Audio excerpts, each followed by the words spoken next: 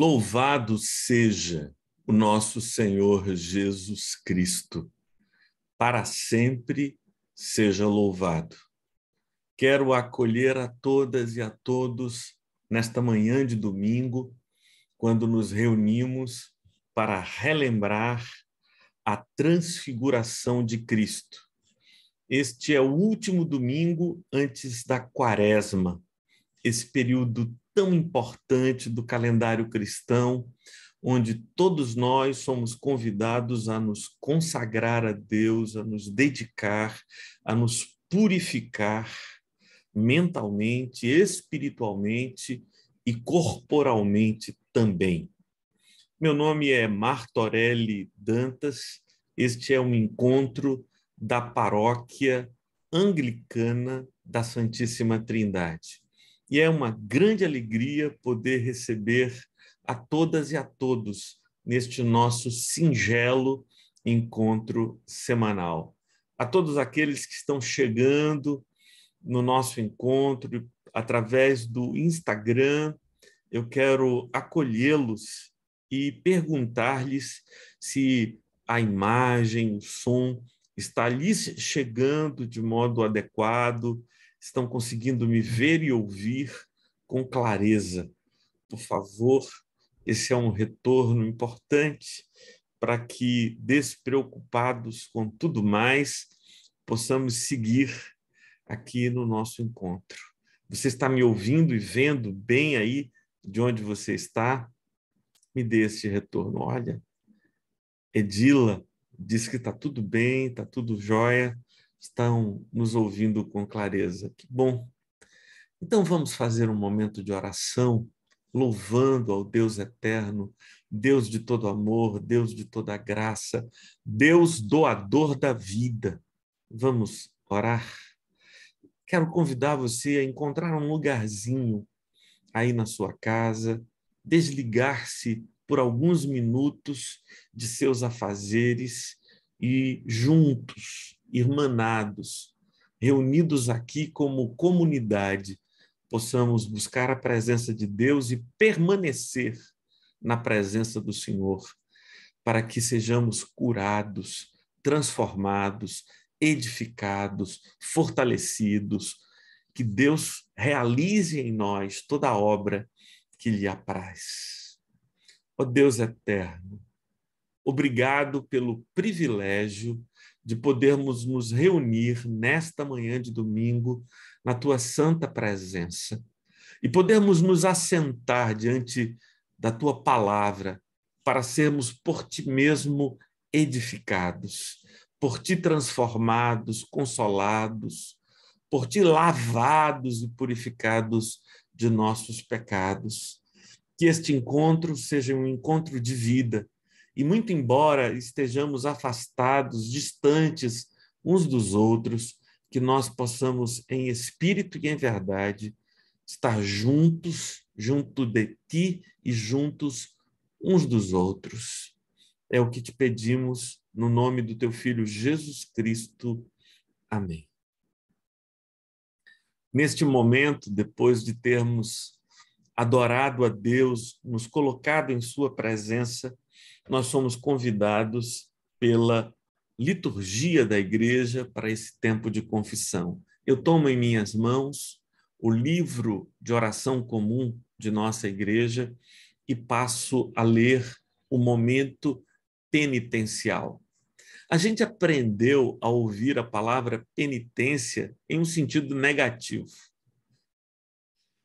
Penitência geralmente está associada, a palavra penitência está associada a sofrimento, mas não é isso. A palavra penitência é uma palavra latina e que vem de penitentia, arrependimento. Então, o momento penitencial não é um momento em que a gente pede a Deus que nos faça sofrer. O momento penitencial é aquele momento em que, quebrantados pela santidade de Deus, nós nos colocamos em sua presença arrependidos, o que significa dizer desejosos de alcançar uma nova e superior consciência nele. A palavra penitência é uma palavra latina que significa arrependimento, A palavra grega é metanoia, que significa alcançar uma meta superior, nous, consciência, forma de pensar. Metanous, ou seja, uma forma de pensar superior. Assim como a lagarta passa pela metamorfos para alcançar uma morfos, forma superior, tornando-se borboleta, assim também nós somos convidados para uma metanous, uma metanoia, uma consciência ou um modo próprio de pensar superior àquele que vínhamos tendo até começar o encontro desta manhã. E em Cristo Jesus eu tenho esta esperança que tanto eu quanto você saiamos deste encontro renovados, transformados de verdade para a glória do nome do Senhor. Escutai o que diz o nosso Senhor Jesus Cristo. Amarás o Senhor teu Deus de todo o teu coração, de toda a tua alma e de todo o teu entendimento. Este é o primeiro e grande mandamento. E o segundo, que é tão grande quanto este, diz o seguinte: amarás ao teu próximo como a ti mesmo. Destes dois mandamentos, o amar a Deus e o amar ao próximo, dependem toda a lei e os profetas.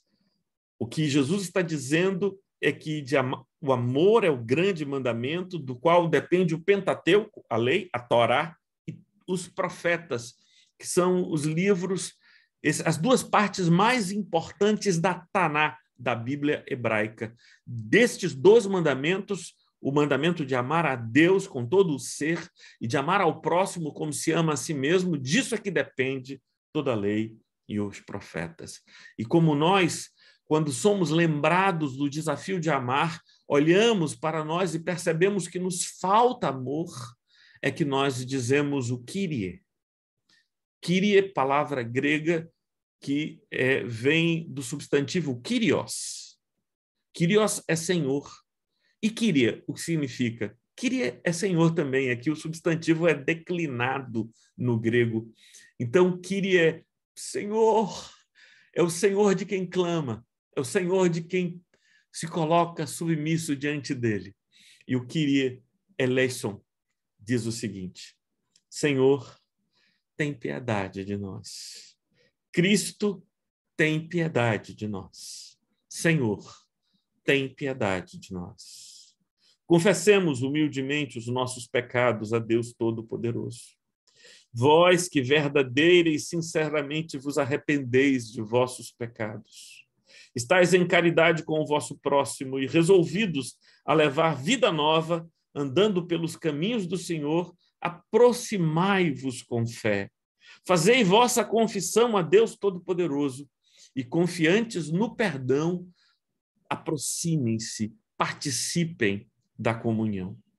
Onipotente Deus, nosso Pai, reconhecemos e confessamos os nossos muitos pecados que temos cometido por pensamentos, palavras, obras e omissões contra ti, contra o nosso próximo e contra nós mesmos. Concede-nos verdadeira penitência, verdadeira metanoia, verdadeiro arrependimento. E por amor de teu Filho, nosso Senhor Jesus Cristo, perdoa-nos todo o passado e dá-nos a graça de te servir com alegria para a honra e glória do teu nome. Amém. Nesta oração, nós pedimos não apenas o perdão, pedimos que ele nos dê o próprio arrependimento, porque o próprio arrependimento já é fruto da obra de Deus em nossas vidas. É ele que nos convence do pecado, da justiça e do juízo. É ele quem nos dá o arrependimento e, por causa do arrependimento, também nos dá o seu perdão. Deus onipotente, nosso Pai celestial, que por sua grande misericórdia promete o perdão a todos quantos, com sincero arrependimento e viva fé, a ele se convertem, vos perdoe e liberte de todos os vossos pecados. Vos confirme e fortaleça em todo o bem e vos preserve no caminho da vida eterna, mediante Jesus Cristo, nosso Senhor. Amém. Que esta seja a a minha experiência, a tua experiência, que essa seja, de fato, a nossa experiência diante de Deus. Passaremos agora à leitura da Sagrada Escritura. E eu queria convidar você, inicialmente, à leitura do Salmo 99. A nossa liturgia, a liturgia anglicana, tem sempre leituras que são definidas pelo lecionário, e o objetivo do lecionário é nos instruir no caminho da leitura bíblica de tal modo que, ao longo de um ano, nós sejamos capazes de ler toda a Escritura, tanto do Antigo quanto do Novo Testamento. O Salmo, separado pelo lecionário para este domingo da Transfiguração, último domingo antes da Quaresma, é o Salmo 99, e ele diz assim: Reina o Senhor, tremam os povos. Ele está entronizado acima dos querubins. Abale-se a terra. O Senhor é grande em Sião, está exaltado acima de todos os povos. Celebrem eles o teu nome, grande e tremendo, santo é o nome do Senhor. És rei poderoso que ama a justiça, tu estabeleces o direito e executas o juízo, e a justiça em Jacó. Exaltem o Senhor nosso Deus e prostrem-se diante dele no extrato de seus pés. O Senhor é santo. Moisés e Arão entre os seus sacerdotes. Samuel entre os que lhe invocam o nome. Clamam ao Senhor e ele os ouvia. Clamavam ao Senhor e ele os ouvia. E ele os ouvia. Falava-lhes na coluna de nuvens, eles guardavam os seus mandamentos e a lei que lhes tinha dado. Tu lhes respondeste, ó Senhor nosso Deus. Foste para eles Deus perdoador, ainda que os tenhas castigado por seus atos. Exaltem o Senhor nosso Deus e prostrem-se diante de seu santo monte, porque santo é o Senhor nosso Deus. Este é um salmo que nos convida à oração, que nos convida ao quebrantamento, que nos convida ao reconhecimento da santidade, da grandeza e da glória de Deus.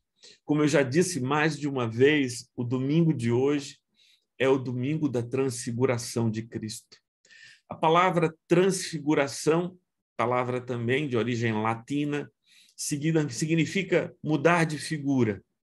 Transfigurar é passar de uma forma visível para outra forma visível, mudar a sua manifestação. E é exatamente isto que acontece, isto que nos é descrito nos 3 evangelhos sinóticos. A palavra sinótico é uma palavra que vem do grego, do prefixo sin, que significa junto, próximo, óptico, visão, olhar, não é? A gente vai a ótica, né? Ótica tem a ver com visão, com olhar. Sinótico é aqueles que vêm de modo próximo, vêm de modo semelhante. E os evangelhos sinóticos são o evangelho de Mateus, de Marcos e de Lucas. Talvez o primeiro seja o evangelho de Marcos e os outros 2 criaram uma dependência narrativa deste evangelho, mas cada um dá a sua ótica, mas eles têm uma sinóptica, eles têm uma visão próxima. Os 3 evangelhos sinóticos registram a figura, o monte da transfiguração, a experiência da transfiguração. Nós vamos ler a partir da narrativa de Lucas, que se encontra no capítulo 9 do Evangelho de Lucas, e eu gostaria que você abrisse o coração para compreender verdades que até hoje eu não tinha compreendido. Sinceramente, eu completei recentemente 31 anos de ministério pastoral. E há coisas que eu só estou começando a entender agora. E eu tenho o privilégio de lhes convidar a entender comigo isso que eu passo a lhes expor. Para mim é uma honra, mas também é uma responsabilidade imensa poder fazer isso, poder lhes convidar para olhar para essas dimensões como eu sou convidado, e acredito que pelo Espírito Santo, para enxergar estas coisas. Vamos ler Lucas, capítulo 9. A narrativa da transfiguração começa no versículo 28. Mas para que compreendamos adequadamente tudo quanto está acontecendo, eu quero começar a ler pela perícope anterior e vou seguir na perícope posterior à narrativa da transfiguração. Perícope é esta parte que tem um título e um bloco lógico. A Bíblia está organizada, nossas Bíblias modernas, né, foram organizadas pelos editores em blocos lógicos. Esses blocos lógicos recebem o nome de perícope. Então, isso aqui é uma perícope, isso é outra, aqui temos uma outra perícope. Então, eu começo com a perícope que começa no versículo 23. Diz assim: Jesus dizia a todos: se alguém quer vir após mim, negue-se a si mesmo dia a dia, tome a sua cruz e siga-me. Pois quem quiser salvar a sua vida, a perderá. E quem perder a vida por minha causa, este a salvará. De que adianta a pessoa ganhar o mundo inteiro se vier a perder-se, ou causar dano a si mesma? Pois quem se envergonhar de mim e das minhas palavras, dele se envergonhará o Filho do Homem, quando vier na sua glória e na glória do Pai e dos santos anjos. Em verdade lhes digo que alguns do que aqui se encontram não passarão pela morte até que vejam o reino de Deus. Esta foi uma promessa que Jesus fez aos discípulos. E esta promessa de que alguns daqueles que ali estavam não passariam pela experiência da morte sem que vissem o reino de Deus, ela se cumpre justamente no Monte da Transfiguração, cuja narrativa é a seguinte, a partir do versículo 28. Cerca de 8 dias depois de proferidas estas palavras, veja que há uma conexão, né? Então, quer dizer que 8 dias após ter dito isso, algo vai acontecer. Jesus levou consigo Pedro, João e Tiago e subiu ao monte com o propósito de orar. E aconteceu que, enquanto ele orava, a aparência do seu rosto se transfigurou. A imagem do rosto de Cristo mudou de figura, se transfigurou, e a roupa dele ficou de um branco brilhante. E eis que 2 homens falavam com ele. Eram Moisés e Elias, que apareceram em glória e falavam da morte de Jesus, que ele estava para cumprir em Jerusalém.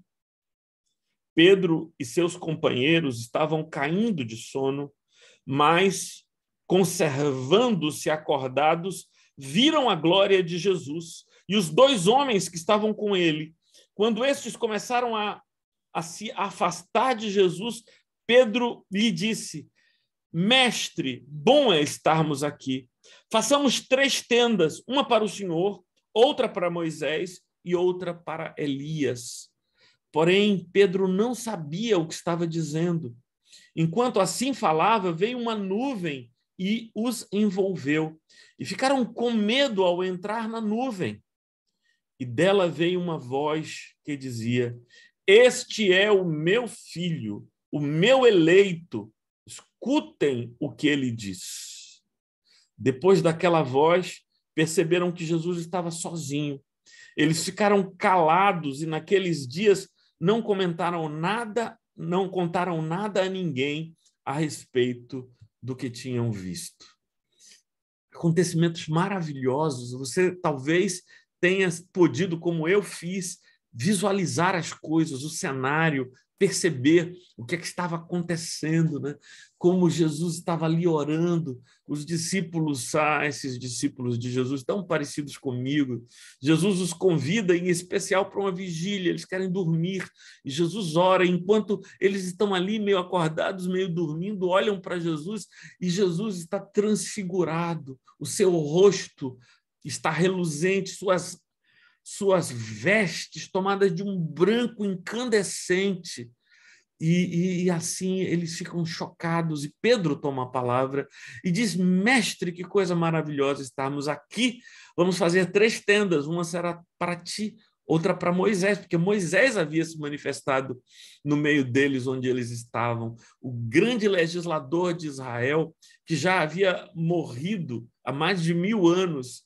Então eles veem Moisés, eles veem Elias, o grande profeta de Israel, que já havia morrido há mais de 800 anos. Então eles olham aquilo e ficam chocados. E Pedro diz: façamos 3 tendas, uma será tua, outra de Moisés, outra de Elias. Pedro não entendia nada, uma nuvem se estabeleceu e eles, com medo, assustados tremendamente, entraram na nuvem. E lá de dentro da nuvem se ouviu uma voz que dizia: este é o meu filho, ele é o meu eleito, escutem o que ele diz. E aí, quando a nuvem se desfez, eles viram Jesus e já estava Jesus sozinho. A perícope seguinte diz: no dia seguinte, quando eles desceram do monte, uma grande multidão veio ao encontro de Jesus. E eis que, do meio da multidão, surgiu um homem dizendo em alta voz: mestre, peço que o Senhor olhe o meu filho, porque é o único que tenho. Um espírito se apodera dele e, de repente, o menino grita e o espírito o convulsiona até espumar e dificilmente o deixa depois de o ter maltratado. Pedi aos seus discípulos que o expulsassem, mas eles não puderam. Jesus exclamou: ó geração incrédula e perversa, até quando estarei com vocês e terei de suportá-los? Traga o seu filho aqui. E quando o menino estava se aproximando, o demônio o atirou no chão e o convulsionou. Mas Jesus repreendeu o espírito imundo, curou o menino e o entregou ao Pai. E todos ficaram maravilhados com a majestade de Deus. Como todos estavam admirados com tudo o que Jesus fazia, ele disse aos seus discípulos: prestem bem atenção às seguintes palavras: o Filho do Homem está para ser entregue nas mãos dos homens. Eles, porém, não entendiam isso, e lhes foi encoberto para que não o compreendessem, e temiam fazer perguntas a Jesus a respeito desse assunto. Vamos orar? Vamos pedir ao Espírito Santo de Deus, que inspirou a palavra do evangelista ao registrar, que preservou a palavra ao longo de 2000 anos, para que agora pudéssemos ler com essa proximidade dos acontecimentos.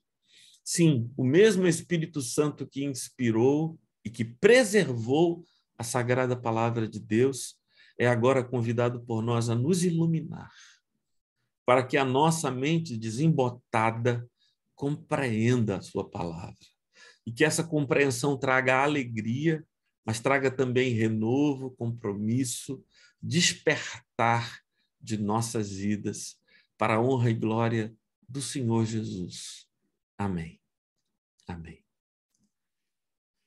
Meus irmãos, o início desta conversa, que vai redundar no Monte da Transfiguração, se dá quando Jesus, reunindo com os discípulos mais próximos, pergunta aos discípulos o que se dizia a respeito dele.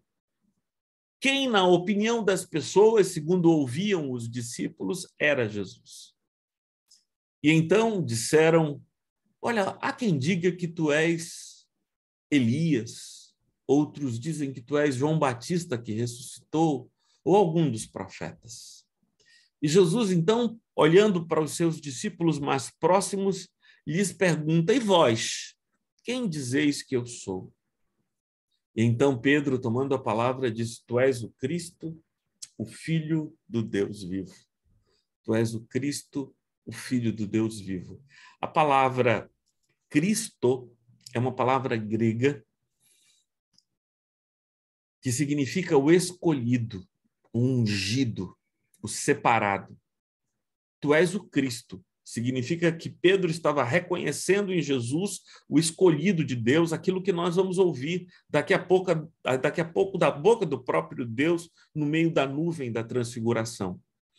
E Jesus diz: bem-aventurado és, Simão, filho de Jonas. Essas são informações que estão no Evangelho de Mateus, não aparecem aqui no Evangelho de Lucas. Jesus diz: bem-aventurado és, Simão, filho de Jonas, Simão Bar-Jonas, que era o nome de Pedro, né? Porque Pedro era um apelido que Jesus havia colocado nele, que significa pedrinha, pedra. Bem-aventurado és, Simão Bar-Jonas, porque não foi carne nem sangue quem tu revelou, ou seja, quem te fez saber, porque olhando para mim, nenhuma evidência se pode perceber em mim de que eu sou o escolhido de Deus, de que eu sou o ungido de Deus, de que eu sou o Cristo. Bem-aventurado és. E sobre esta pedra, a pedra desta consciência de quem eu sou, eu edificarei a minha igreja e as portas do inferno não prevalecerão contra ela. Bom, Jesus disse isso, mas continuou conversando com seus discípulos. A palavra discípulo significa seguidor, aquele que acompanha, aquele que vem atrás de alguém. É isso que nós estamos dizendo quando nós dizemos que somos cristãos, porque a expressão cristão pretende dizer alguém que segue a Cristo, e Cristo é Jesus. Ou seja, ainda mais, cristão é aquele que vê em Jesus o escolhido de Deus, o ungido de Deus. Então, um cristão é alguém que diz que o Cristo veio, foi morto e ressuscitou, está assentado à mão direita de Deus o Pai. Ser cristão é ser um seguidor de Jesus, fruto de reconhecer nele a identidade do escolhido. Jesus disse: se alguém quer ser meu discípulo, em outras palavras, se alguém quer vir após mim. E o que é que tem que fazer alguém que quer ir após Cristo, ir após Jesus, ser discípulo de Jesus? Disse o Mestre: quem quiser vir após mim, negue-se a si mesmo. Quem quiser vir após mim, olhe para a sua vida e rejeite a sua vida. Olhe para os seus desejos e pulsões e diga: vocês estão em segundo plano. Em primeiro plano está a vontade do meu Pai. A vontade de Deus ocupa a primazia na minha vida, foi assim na vida de Jesus e precisa ser assim na minha vida se eu tenho esta pretensão de ser cristão, de ser seguidor de Jesus. Alguém já me fez essa pergunta: Martorelli, é muito difícil ser pastor? E a resposta é não, não é difícil ser pastor. Difícil é ser cristão. Se você conseguir ser cristão, ser pastor vai ser moleza. É fácil ser pastor, difícil é ser cristão, porque ser pastor é uma vocação, é a manifestação de dons espirituais que Deus coloca no indivíduo. Mas ser cristão não é um dom, ser cristão é um ato contínuo de sacrifício, de auto-holocausto, de auto-imolação, quase que não vem a palavra, se auto-imolar, negue-se a si mesmo. E por que eu estou dizendo que o negar a si mesmo significa isso? Significa autoimolação, sacrifício? Porque Jesus continua dizendo: negue-se a si mesmo, tome a cada dia a sua cruz e siga-me. Tome a cada dia a sua cruz e siga meu caminho. E qual foi o caminho de Cristo? O caminho de Cristo foi o do Calvário, subir ao Calvário. Quando Jesus diz: tome a cada dia a sua cruz, isso me reporta a um poema de Vinícius, que Hélio vai lembrar. Esse poema que a gente aprendeu quando éramos adolescentes, numa vitrola, onde a gente fazia rodar um disco que Hélio comprou, que tinha de um lado Vinícius de Moraes e do outro lado Carlos Drummond de Andrade, poemas que eram interpretados pelos seus próprios autores. Vinícius, em um desses poemas, disse: é esse contínuo morrer na cruz dos teus braços e esse eterno ressuscitar para ser recrucificado. Pá!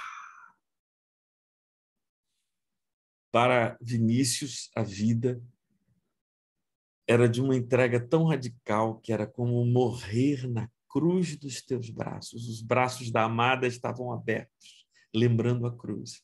E no momento em que ele se entrega a estes braços, é como se ele morrer na cruz dos teus braços.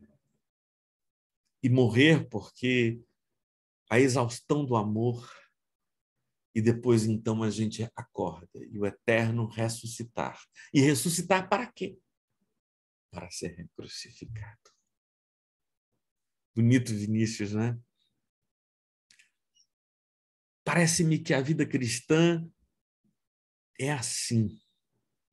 Talvez sem tanta poesia e eroticidade de Vinícius, mas esse carregar a cruz não como um fardo, mas como um objeto de autoimolação, de autossacrifício, do negar-se a si mesmo. E Jesus explica a razão pela qual nós devemos fazer isto. Ele diz: porque quem quiser salvar a sua vida, perdê-la-á. E quem perder a sua vida por amor de mim, encontrá-la-á, salvá-la-á. Ora, parece paradoxal isso que Jesus está dizendo. Como assim? Quem perder vai salvar? E quem quiser proteger vai perder? Isso tem a ver com o fato de que há algo que eu suponho ser a vida. Que o homem natural, que o homem comum, que o homem que não é pneumatikoi, que não é esse ser espiritual, mas antes é sarkikoi, esse ser carnal, não consegue discernir. Então, há aquilo que eu e você chamamos de vida. E a gente chama de vida o quê? O que é que a gente chama? O que é que nós denominamos como vida? A gente denomina como vida o comer, o beber, o vestir, o dormir, o amar, o ter, o possuir. E parece que a nossa vida é medida pelo quanto nós acumulamos, quanto nós conquistamos, o quanto nós amealhamos com o passar dos dias, de tal modo que pode-se dizer que um ser humano é um ser humano de sucesso se ele muito amealhou, se muito juntou, e ele é um ser humano fracassado que, se tendo nascido num determinado patamar social, ao morrer ele está num patamar social inferior. E esse não é um patamar social, simplesmente é um nível econômico financeiro. Então, a nossa vida é validada e avaliada pelo tanto que acumulamos, e ao acumular a gente tem que preservar, e tem que cuidar, e tem que proteger, e nós somos esses seres que arrebanham bens materiais ou arrebanham pessoas e relações e vivem cuidando de tudo isso, e a existência é passada ano após ano, semana após semana, dia após dia, de cuidado, de ansiedades, de aflições, porque se eu perder, eu me perco. Porque é isso que confere sentido, grandeza, significado à minha vida. Então, eu não posso perder as relações que eu tenho, eu não posso perder os bens que eu adquiri, eu não posso perder o lugar, a profissão que eu alcancei, o cargo que eu ocupo, o status que eu tenho, o respeito que alcancei. Então, eu sou um malabarista que o tempo todo quer ter mais e gerir tudo mais. Pronto. Essa é a tua vida? Então, tu perdesse a vida, porque isso não tem sentido. Quem quiser salvar a sua vida, perdê-la. Porque aquilo que era a vida, que era a alegria da vida, que era o sentido da vida, você perdeu, porque você se converteu num acumulador. As pessoas, eu estava conversando com a Karina sobre isso hoje cedo, as pessoas não compram porque precisam, as pessoas compram pela alegria que comprar lhes dá. Por aquela energia que vem boa, prazerosa, de comprar. Então, mas logo que eu compro e chego em casa com o objeto comprado, a alegria se desfaz. Porque o que eu tinha era desejo pelo objeto que eu não tinha, agora que eu tenho, que graça tem? Então eu novamente preciso excitar a minha alma para comprar aquilo que eu desejo. E assim, o consumista não é um indivíduo viciado em coisas. O consumista é aquele indivíduo viciado no prazer, nessa sensação que lhe gera comprar. É por isso que o brechó é uma coisa extraordinária. O brechó é um lugar maravilhoso, porque lá no brechó estão objetos, roupas, que já não geram energia naqueles que as compraram. E essas roupas, incapazes de trazer a sensação de alegria para aqueles que um dia sentiram e compraram essas roupas, agora estão lá, aparentemente desmagnetizadas do poder de gerar essa alegria, alegrando outras pessoas que encontram e dizem: eu quero, eu desejo. Mas, gente, se a nossa vida é essa excitação da conquista de uma nova pessoa para levar para a cama, a excitação de um novo objeto a ser adquirido, a conquista, a acumulação, então, se a nossa vida vai ser gasta, vai ser desperdiçada com tais procuras, Jesus disse: aquele que quiser salvar a sua vida, perdê-la. Vai perder a vida que importa, vai perder a vida que tem sentido, que faz sentido. Mas aquele que disser: não quero isso, aquele que se desapegar, aquele que decidir de um modo radical, dizer assim: olha, nada disso vai conferir sentido à minha vida. Nada do que possam tomar é meu tesouro, porque onde estiver o meu tesouro, ali estará o meu coração. Eu sei porque Jesus me disse isso. Onde estiver o teu tesouro, ali estará o teu coração. Não acumuleis para vós outros tesouros sobre a terra, onde ladrões escavam e roubam, onde a traça e a ferrugem corrói.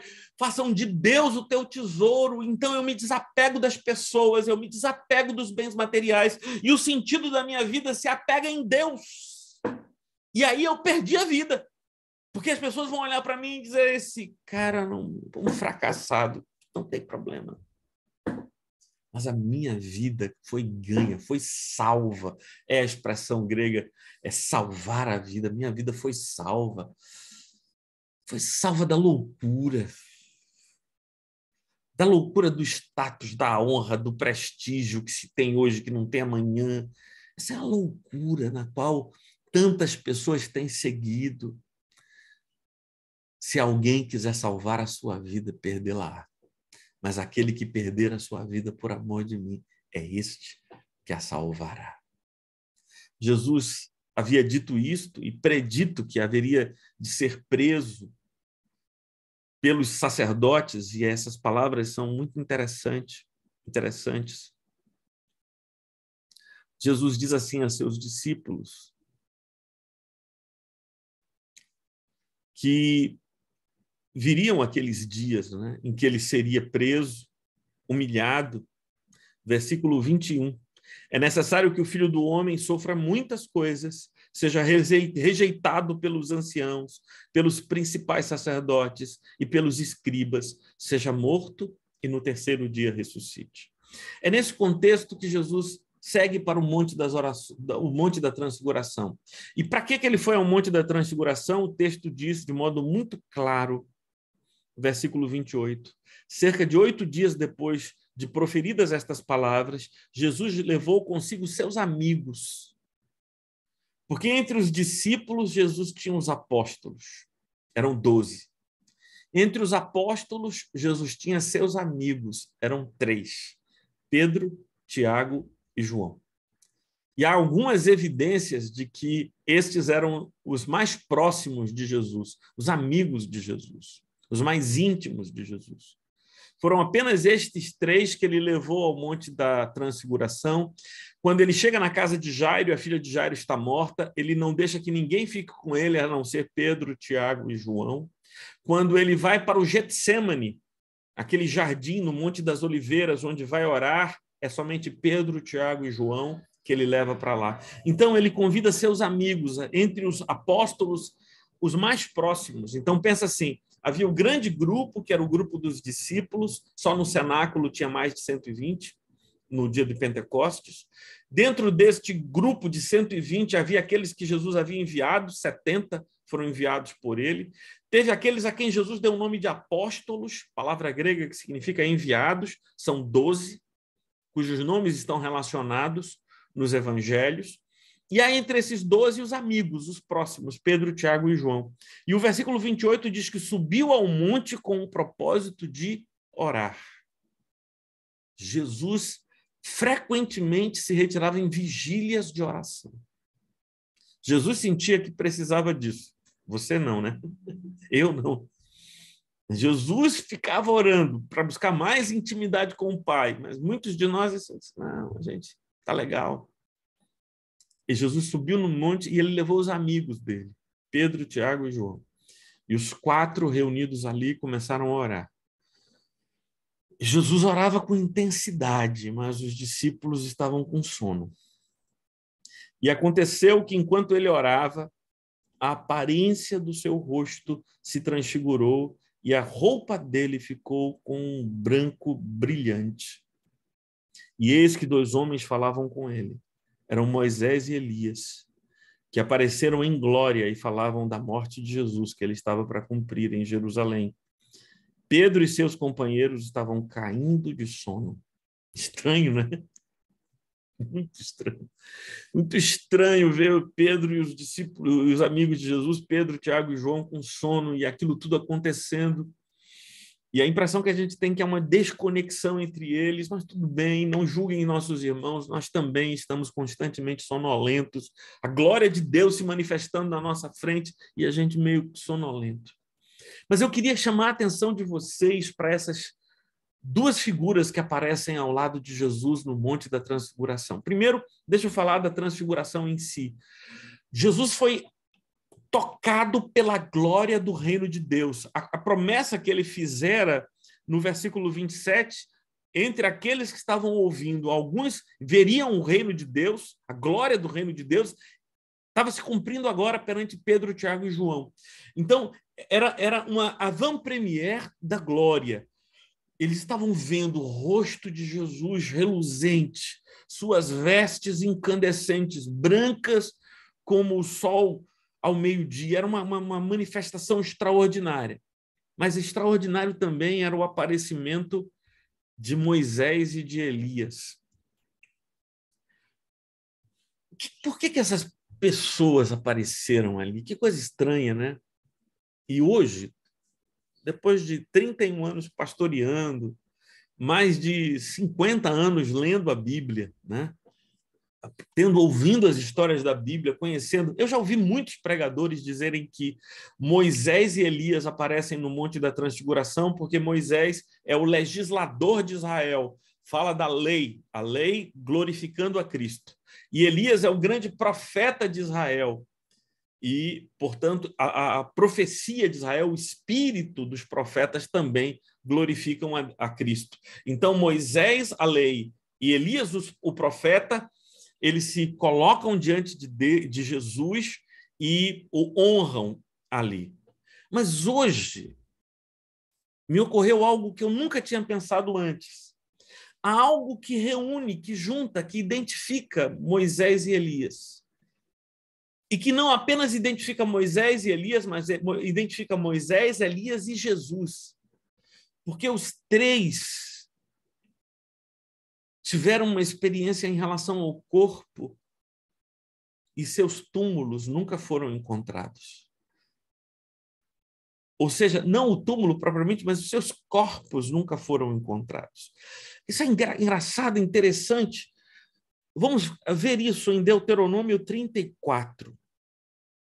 Deuteronômio é o último livro dos 5 livros da lei, do livro de Pentateuco. E no capítulo 34 de Deuteronômio, que conta a morte de Moisés, veja como é descrita a morte de Moisés. Deuteronômio 34.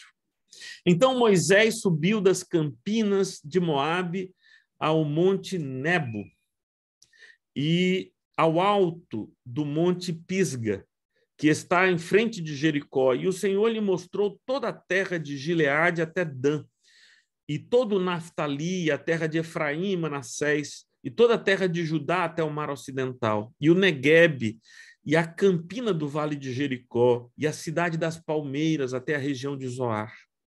E o Senhor disse a Moisés: esta é a terra que, sob juramento, prometi a Abraão, a Isaque e a Jacó, dizendo que daria a descendência deles. Estou permitindo que você veja com os seus próprios olhos, mas você não entrará nela. Assim, Moisés, servo do Senhor, morreu ali, na terra de Moabe, segundo a palavra do Senhor. Agora preste atenção. Este o sepultou num vale. Quem sepultou Moisés? Deus.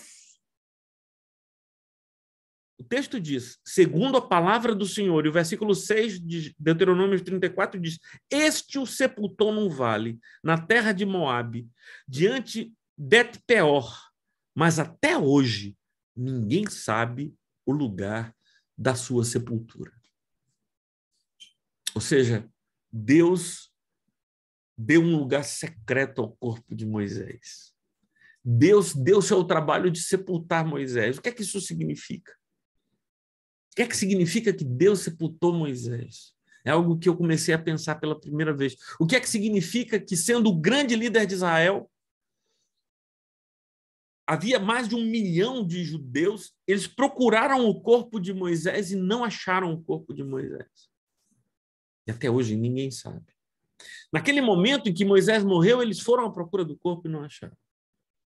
Agora, guarda essa informação e vai comigo até o segundo livro dos reis de Israel, capítulo 2, onde fala de Elias. Onde fala de Elias, o que aconteceu com o corpo de Elias.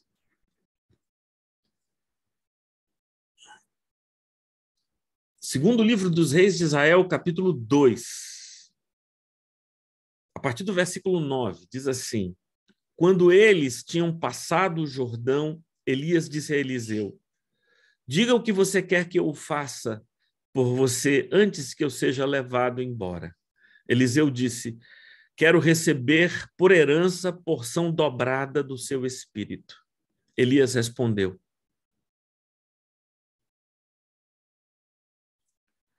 você fez um pedido difícil, mas se você me vir quando eu for levado embora, será como você pede.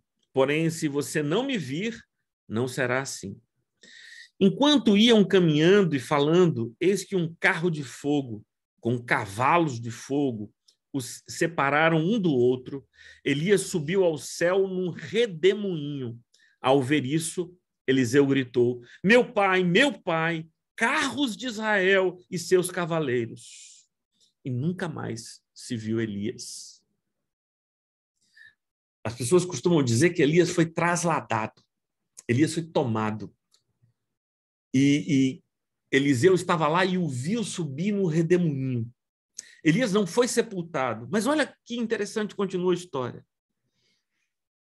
Eliseu ficou tão assustado que gritou: meu pai, referindo-se a Elias, né? Carros de Israel e seus cavaleiros. Nunca mais ele viu Elias e, pegando a sua própria capa, rasgou em duas partes.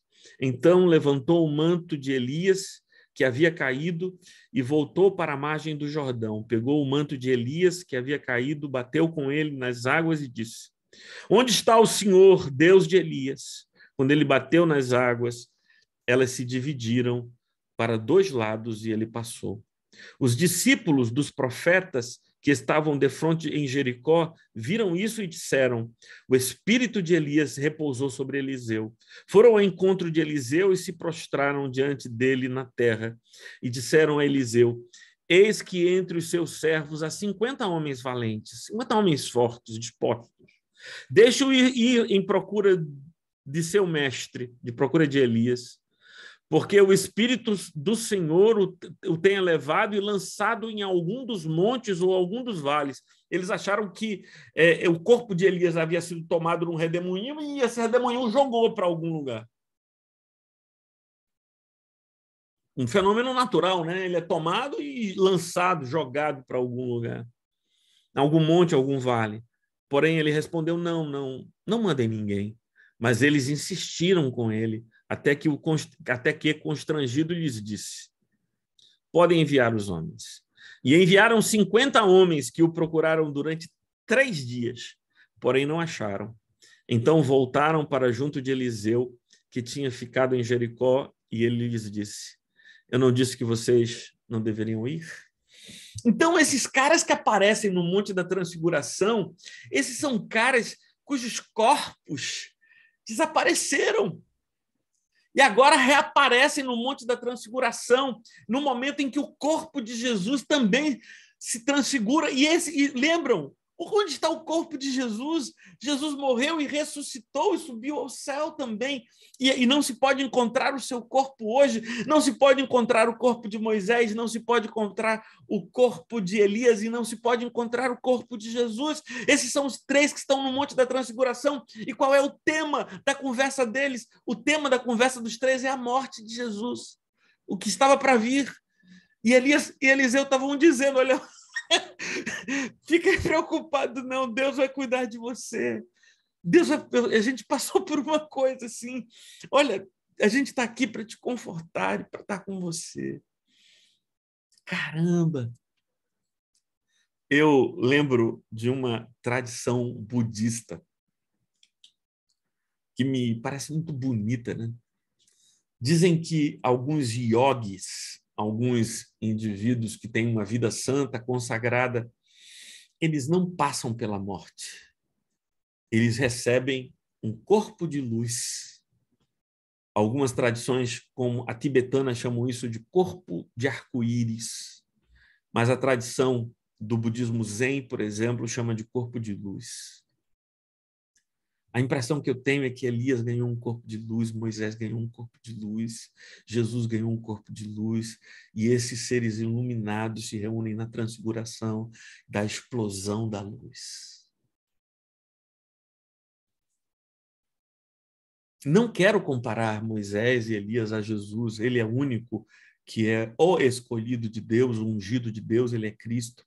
Mas que coisa, eu nunca tinha pensado nisso, né? E essa conexão, ou essa intersecção, essa coincidência. A palavra coincidência, que você diz toda hora, a palavra incidir, vem do latim incedere, aquilo que cai sobre, ou cai em alguma coisa. Coincidência é quando várias coisas caem no mesmo lugar. Então, há uma coincidência de seres cujos corpos foram cuidados pelo próprio Deus, e agora Jesus, cujo corpo será cuidado pelo próprio Deus, que o ressuscitará no 3º dia após a sua morte. Pedro vê aquilo tudo, muito embora estivesse com sono, e disse: boa coisa é estarmos aqui. Passamos 3 tendas, uma para ti, uma para Moisés e outra para Elias. A proposta de Pedro é: vamos ficar por aqui, que aqui está bom demais. Vamos ficar, né? Vamos preservar essa experiência de glória. E Pedro, diz o Evangelho de Lucas, não estava entendendo nada do que aconteceu, e fica-se evidente que Pedro não tinha entendido nada do que tinha acontecido exatamente pela proposta que ele faz. E agora eu vou tentar fazer essa síntese com você. Em nome de Jesus, me acompanha.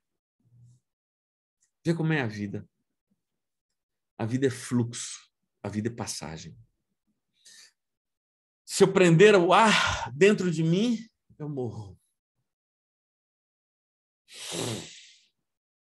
Não vou largar, não vou deixar sair. O ar eu quero é meu. Eu morro. Para viver, o ar vem e ele vai. O ar vem e ele vai. Se eu quiser manter a comida dentro de mim, eu morro. Para que eu viva, a comida vem e vai. Tudo é fluxo nessa vida. Nós não podemos nos apegar a nada, porque o apego é morte. É morte em vida. Que é a pior morte, que é essa morte do ser angustiado, ansioso, desesperado, agarrando-se. Eu não posso perder esse homem, eu não posso perder essa mulher, eu não posso perder meu filho, eu não posso perder meu emprego, eu não posso perder meus bens, eu não posso perder. E segura, e morre porque segura. O que Pedro propõe? Segura a glória. Vamos preservar a glória. Não entende nada, glória é assim, é manifestação de Deus que vem, se experimenta aquilo e ela vai, e ela segue, e a vida continua, os desafios continuam. O texto de Lucas diz que Pedro não tinha entendido nada por causa da proposta que ele faz. Ele quer segurar a glória, e ele quer segurar as experiências, ele quer manter, quer preservar, quer ter aquilo indefinidamente. Vamos fazer uma tenda. Tenda não é um acampamento lá em Maracaípe, não, que a gente passa 3 dias, não. A proposta de Pedro é: vamos morar aqui. A tenda na cultura judaica é um lugar para morar, não é para lugar. Lembra dos beduínos que moram nas tendas. Vamos segurar isso aqui, vamos fazer isso aqui nosso lugar. É por isso que Pedro não tinha alcançado o corpo de luz, porque a gente só alcança quando a gente se desapega. E desapegado de postos, cargos, nomes, títulos, posses. Fluímos, Deus, continuamente. E manifestamos em toda parte o seu poder e a sua glória.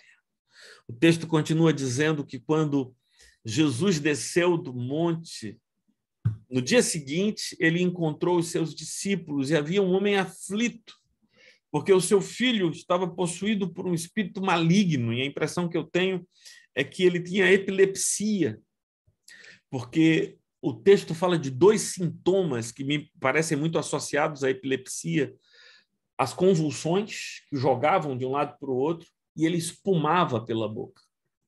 E essas duas manifestações fazem lembrar, e aquilo era tomado naquele contexto por um espírito mau. O que poderia ser também, não descarto essa possibilidade, não é relevante qual efetivamente era a causa desses sintomas. Mas o texto claramente diz, atribui a um espírito mau, que os discípulos não puderam expulsar. Na tradição do Evangelho de Mateus, os discípulos estão preocupados, não com a criança, não com o pai, estão preocupados com a causa pela qual não puderam expulsar. Essa é a inquietação dos discípulos. Se sentiram desmoralizados ali. Por que nós não conseguimos? E Jesus explica. A primeira coisa que Jesus diz quando soube que os discípulos não conseguiram libertar aquele menino é: ó geração incrédula e perversa. Incrédula, ou seja, que não acredita, e perversa, ou seja, que distorce as coisas. Ó geração incrédula e perversa, até quando vos suportarei? Até quando terei que conviver com isso? Até quando vocês vão contar comigo para segurar a onda de vocês? Quanto tempo falta para que vocês se convertam e creiam? E vai lá, liberta o menino, e o menino é restituído ao pai são. E os discípulos perguntam a Jesus: por que razão a gente não conseguiu libertar o jovem? E Jesus respondeu, segundo a tradição de Mateus: esta casta, esta circunstância, essa força espiritual, esse espírito, essa casta espiritual. Lembra que casta é uma estratificação social da sociedade hindu. Então, são estratos sociais. E ali estaria presente um estrato social de uma força maligna superior. Não se expulsa senão com jejum e oração. O que é que Jesus está dizendo? O que lhes falta é comunhão com Deus, comunhão com o Pai. Não é jejuar e orar pelo espírito maligno, não. É jejuar e orar para que a nossa vida se fortaleça em Deus. O jejum e a oração são caminhos, são canais para que eu me aproxime de Deus e, com mais intimidade com Deus, manifeste a sua glória no mundo. O convite de Jesus é para segui-lo, inclusive no Monte da Transfiguração, para que a glória do Senhor se manifeste através de nós e em nossas vidas, para que nós, como Moisés e Elias, manifestemos corpo de luz, manifestemos corpo de luz nesse mundo. Caramba! sei se aconteceu com vocês, Tiago que fazia isso para mim, né? A gente estava conversando, às vezes o Tiago fazia, cabeça. E tem até uma figurinha, um emoji assim, né? Da cabeça explodindo, né? Pá, parece uma coisa assim. Cara, aí sabe qual é a natureza carnal da gente? Diz, não, corpo de luz, eu quero isso agora.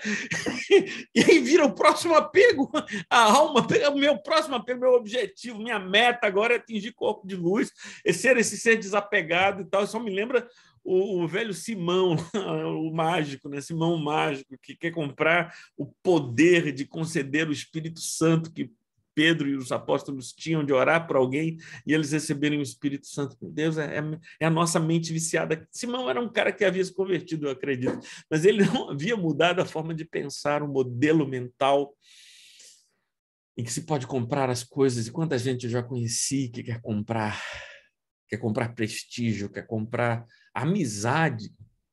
Mas nada disso é possível. As coisas que têm valor neste mundo não têm valor. E tudo quanto tem valor, não tem valor. Lascou tudo agora. O que tem valor, o que pode se fixar um preço, não tem valor. Aquilo que realmente tem valor é tudo aquilo que não pode ser comprado nem dado. É aquilo que procede de Deus.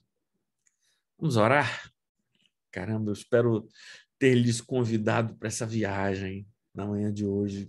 Espero que tenha sido minimamente competente para lhes comunicar toda a surpresa, todo o êxtase espiritual que essas compreensões trouxeram para mim. E eu quero convidar vocês para a gente orar, para a gente terminar o culto desta manhã. Atenção, porque domingo que vem, que será o primeiro domingo da Quaresma, o nosso culto não será às 11 da manhã, será às 10 da manhã. Será uma celebração muito especial, com a graça de Deus, dia 6 de março. Então será às 10 da manhã, se liguem aí. Cláudia está dizendo algumas coisas têm preço, outras têm valor. E tudo quanto tem preço, não tem valor. Porque a gente se agarra a essas coisas e nossa vida vai sendo definida por elas. Que loucura, terrível loucura. Que Deus nos ajude. Se você quiser fazer algum pedido de oração, pode fazer agora. A gente vai orar e vai terminar o nosso culto. Se você chegou agora, eu sei que alguns irmãos chegaram mais tarde, assista esse culto, por favor. Eu gostaria de fato, convidar você por isso. Fábia pedindo para a gente orar pela família dela. Que Deus tenha compaixão, Fábia, e abençoe tua família. Em nome de Jesus. Vamos orar? Senhor Deus eterno, de ti procede tudo o que de fato precisamos. Em outras palavras, precisamos só de ti. Tu és o nosso pastor e só disso precisamos, saber que tu és aquele que cuida de nós.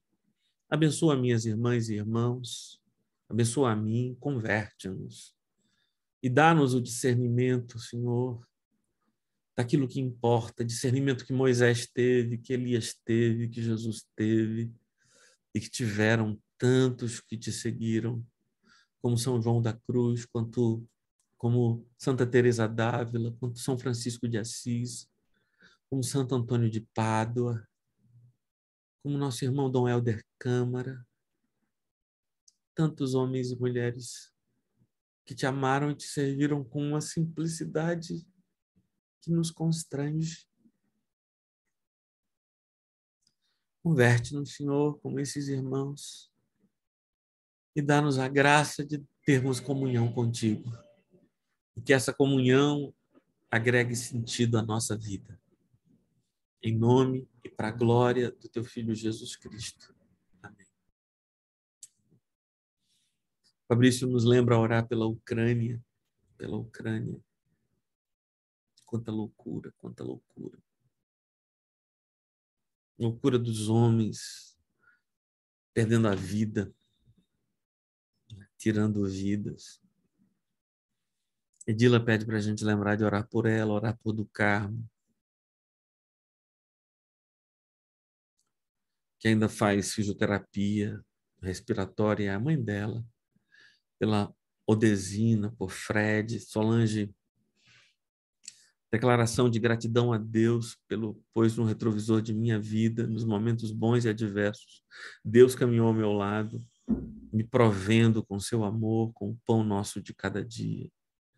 Que Deus ponha fim à loucura, Solange, que leva à guerra. Toda guerra é fruto da loucura dos homens.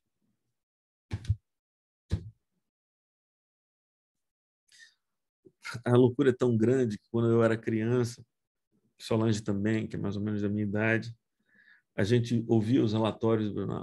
A União Soviética tem um poderio nuclear capaz de destruir a Terra 30 vezes. Os Estados Unidos têm um poderio nuclear capaz de destruir a Terra 50 vezes. Eu pergunto, dá para destruir duas? Só dá para destruir uma.